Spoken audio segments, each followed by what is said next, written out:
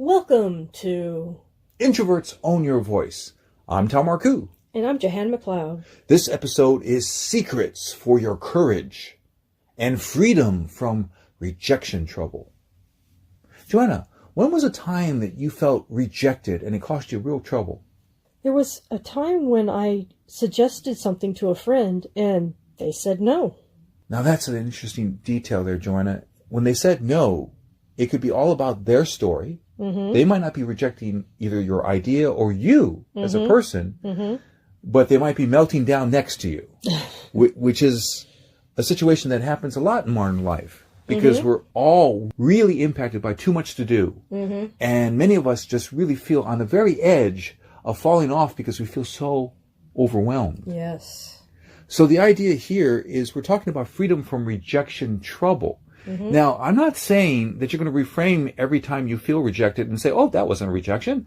No, you might have some serious, tough, bumpy times where it seems like, let's say you're offering something. Like I work with people who are really stretching themselves, people who are making a pitch because they are raising millions of dollars to make a new company, to create something new in the world. Startup companies, startup founders are doing this. I also work with people who have a company that they just started, or maybe they hit a slump or something like that, and maybe they're an engineering type, so they really haven't trained in how to do selling, or what I prefer to call enrolling. Oh. So rejection is a thing that is awful if it paralyzes you. But rejection can be something that you can reframe, that is, change your relationship to it, or it could be something that you can be strong enough and have courage to say, oh yeah, all right, I know, I can predict it, I'm going to need to talk to 15 people before I get a yes. I can't wait until you tell us how to reframe all that. All right. Well, how we're going to do it is we're going to use the idea of a referee. You know, in a game, the referee says, okay, that's in, that's out, you lose points for this.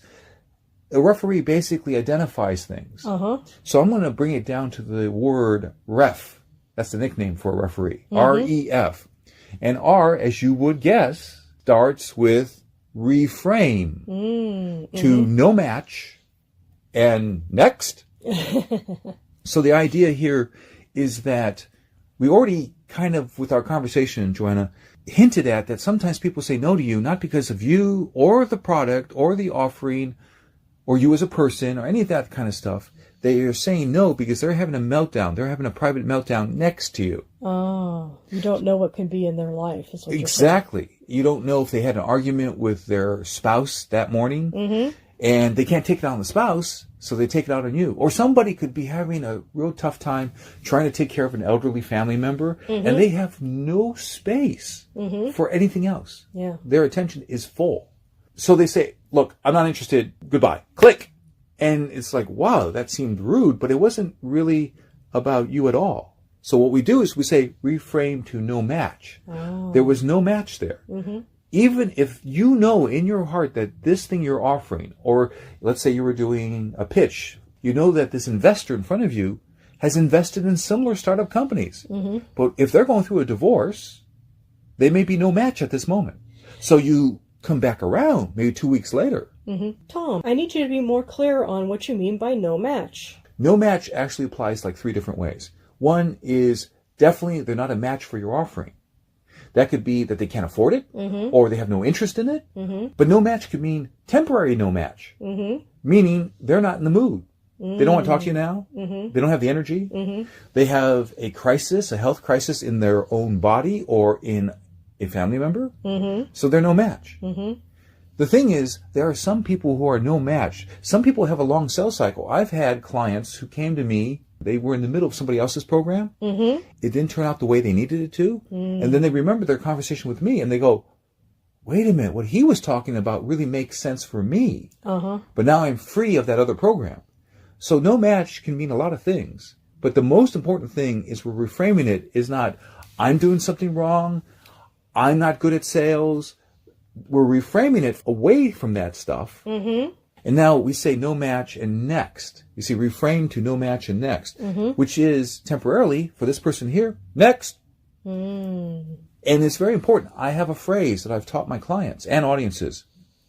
If you have one and you lose one, it's a tragedy. If you have 20 and you lose one, It's just a step. Oh, wow. Meaning, when I say if you have 20, I mean if you have 20 prospects. If you're working on 20 different people at the same time, and if you lose one of them, you don't melt down. It's the same idea if you had an opportunity, let's say you wanted to be on podcasts. If you were only working on one podcast and they said no to you, it's a tragedy. But if you were talking to 20 different podcast hosts of these programs, and one or two of them said, nope, not a match, you go, all right, fine, I got 18 other people to talk to. Now let's go to E. Examine, predict, and reduce no's. See, for many of us who are out there, have our own business, or we're doing something that Startup Founder is doing, which is raising capital, doing the fundraising process, we have to get to the point of every time we have an interaction with someone who could say yes to us and they say no, we need to examine what happened there. Oh, I didn't come across as confident. Oh, I wasn't clear. See, I'm right in the middle of finishing up a book, my 48th book. Oh, wow. And this is about convince investors to fund you. And one of the things that always happens with investors is they're going to say, what's your traction? And when they mean by traction, what have you proved? Do people actually want this thing you're talking about? Have you tested it? Has there been a focus group? Do we know anything? Is there any data that backs up that what you're doing is viable? Now, here's the thing. If you keep on getting the same question, like what's your traction, you got to examine it. You got to predict how you're going to answer it. You're going to have to predict what becomes an answer that works for people. And finally, by doing that, you can reduce the number of no's you get. In order for you to predict if someone will say yes instead of no, you have to examine again. That's why E of REF is examine, predict, reduce no's. So what you want to do is you want to augment everything that works towards the yes. And you want to eliminate the distractions that create no. For example, I work with people who are raising money for a startup company. One of the tools we use is called a slide deck. That is a series of, let's say, 8 or 9 slides. And an investor will say, send me your slide deck. It either works with the very first slide, and they're going, oh, this is interesting. I think I'm going to say yes to this right from the beginning, or it doesn't work. Remember, E stands for examine, predict, and reduce no's. So if you keep on getting no's with your slide deck, if you're trying to raise money as a startup founder, then you got to change that first slide. Now, if you're giving a pitch verbally in front of a group of 20 or 200, if right at the beginning you're looking at people's faces and you say a certain couple sentences and you don't have them engaged, you got to change that too. You examine it, you predict that, oh, that doesn't work, or, oh, that did work. And then you reduce the number of no's. That's how you get to the reduce the no's. Now, there's a lot of people who say, I don't like selling. Or there's a lot of people who say, I'm an engineering type. I'm not good at this presentation, pitch stuff. You can become good if you have a coach who says, keep this, throw that other stuff out. We need to reduce the no's. But the point that I emphasize over and over again with audiences, whether I'm in Thailand or New York or Silicon Valley, California, I keep saying, you got to get the yes from the beginning. Why? Because people do this thing which is called rapid cognition. It's also known as thin slicing. They take a little bit of info and they decide right away, am I in or am I out? So you have to examine it. Now, this takes us to the F of REF, which is focus. Focus. Those people who say they're no good at sales, or they say they're not good at doing a pitch for startup, they're probably not focusing. I always talk about the power of 3. If you're feeling overwhelmed, oh, I'm trying to pursue 20 people because I don't want to have just one person because I don't want to make it a tragedy. Bring it down to your top 3. Your intuition will tell you.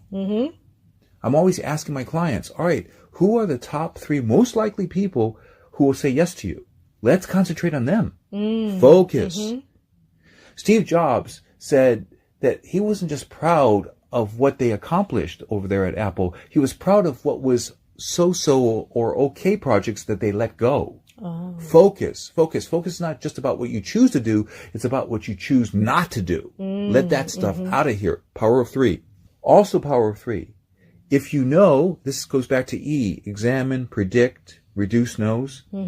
If you know that certain objections, or let's say resistance, I prefer to say resistance. Objection sounds like it's a hill you have to climb over. Resistance is just a natural thing. We all do this resistance stuff. where people just push back against new ideas or something that's unusual.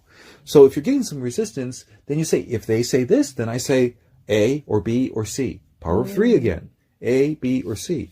So that's the power of 3. And then you think about the power of 3 in terms of focus on what you need to do today. What are the top 3 things I need to do today? What's most important? So, for example, let's say I'm talking with someone and they really could use what I do as spoken word strategist and executive coach. Well, one of the top 3 things to do probably the next day is to follow up with that person, because I already can tell from our first conversation that they're starting to get energized towards meeting someone like me. Now, here's one thing that I always remember. Long ago, a friend of Henry Ford burst into his office and said, "How could you do that?" And Henry Ford says, "Do what?" "Get insurance with that other guy. You know I'm your friend and I'm doing insurance coverage." And Henry Ford said, "You didn't ask me." And so the idea here is focus on the people you got to go ask.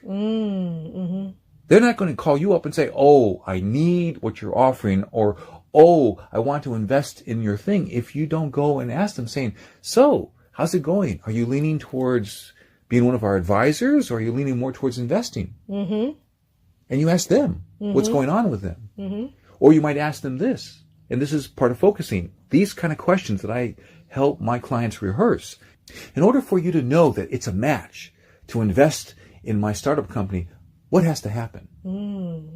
Let them coach you on how to get them enrolled in doing what you want them to do. It's all about focus. So at this point, it's a good time for a Marcoux moment. That's when I share an excerpt from one of my 47 books up on Amazon. The book we're sharing today is The Writer's Solution, Crush Your Self-Doubt. Subtitle is Quiet Down Fear, Write Fast, Write Well, and Make Money Every Month. Now, the reason why I'm sharing this book, The Writer's Solution, Crush Your Self-Doubt, is that there's a number of us who need to focus on the most valuable clients. And they need to know that you are an expert. And the fastest way for them to know that you're an expert is for you to have a book. But you need to focus on your top clients. For example, I just mentioned that my next book coming out is called Convince Investors to Fund You. Being focused is important to make sure that you are reaching your best clients. In this book, The Writer's Solution, Crush Your Self-Doubt, I am focusing on things to help you get the work done.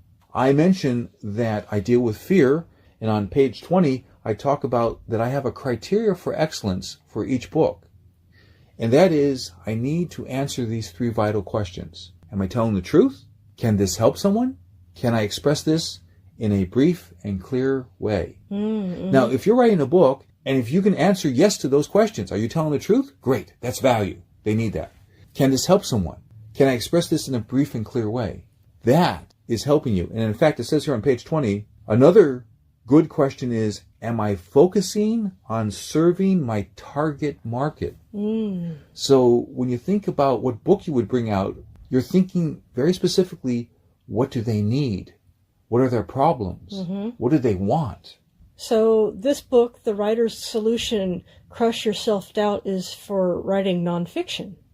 Primarily, yes. I mean, there's a little section in there about writing fiction, but primarily this book is about writing nonfiction. And the thing is, it is filled with systems. Systems help you overcome doubt. Systems help you overcome inertia. There are really great quotes in here from best-selling authors to help you move forward and learn how do they do it. For example, here's a quote from writer Toni Morrison. If you want to fly, you have to give up the things that weigh you down. So that's very powerful. There's even a phrase from me where I say, to stand out, find out what you stand for. And that's what I'm talking about. And that's why this is relevant to our conversation. You need to focus. And you need to make sure that, for many of us, having a book that demonstrates that you're an expert is what will make sure that you face a lot fewer no's. Basically, your book helps you get a lot of yeses because people are already primed to know that you're an expert and that you help people. In fact, it's very valuable within your book to have case studies about how you've already helped people. And people go, oh, I'd like to have that. So, Johanna, I'm curious. What do you want to keep from this conversation? I think focusing on one thing or another is what I really find valuable. Excellent. Yes, we shared the idea of the power of three. Focus on the top three prospective clients. Focus on the top three. Focus on the top three things that you can do today that will gain the most value. And remember, the idea of having courage is about having enough energy, and you have more energy if you face fewer no's. By making sure that you examine, how do you pitch? How do you do the sales or enrollment conversation? How do you make this so that you have examined what works and you've removed what doesn't, and then you can predict what the person will ask you and you're ready for that. And then finally, you will get yes more often.